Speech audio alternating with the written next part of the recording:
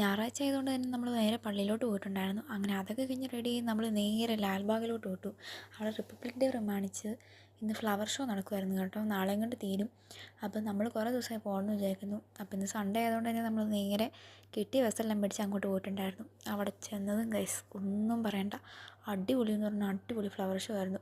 നമ്മൾ കാണാത്ത രീതിയിലും ചിന്തിക്കാൻ പറ്റാത്ത രീതിയിലൊക്കെയാണ് അവർ ഭയങ്കരമായിട്ട് ഡെക്കറേഷൻ ചെയ്ത് വെച്ചിട്ടുണ്ടായിരുന്നത്. സത്യം പറഞ്ഞാൽ എനിക്ക് ഒരുപാട് ഇഷ്ടമായി കേട്ടോ. പിന്നെ എന്താണ്, അവിടെ ഒന്നും പറയണ്ട, ഒട്ടുക്കത്തെ തിരക്കായിരുന്നു. അങ്ങനെ അതൊക്കെ കഴിഞ്ഞ് ഒരു വിധത്തിൽ അതിലൂടെ നടന്നു കഴിഞ്ഞാൽ നമ്മൾ കൊണ്ടുപോയി കുറച്ച് ഫുഡൊക്കെ ഉണ്ടായിരുന്നു. പിന്നെ അവിടെ നിന്ന് റിലാക്സ് ചെയ്തിരുന്ന് നമ്മൾ ആ കിട്ടിയ ഫുഡൊക്കെ കഴിച്ചിട്ടുണ്ടായിരുന്നു. അങ്ങനെ ഫുഡൊക്കെ കഴിച്ച് കുറേ നേരം ഇരുന്ന് കഴിഞ്ഞപ്പോഴത്തേക്കും നമുക്ക് കുറച്ച് സമയമാക്കിയിട്ടുണ്ടായിരുന്നു. പിന്നെ നേരെ തിരിച്ച് പോകാനുള്ള കാര്യങ്ങളൊക്കെ നോക്കിയിട്ടുണ്ടായിരുന്നു.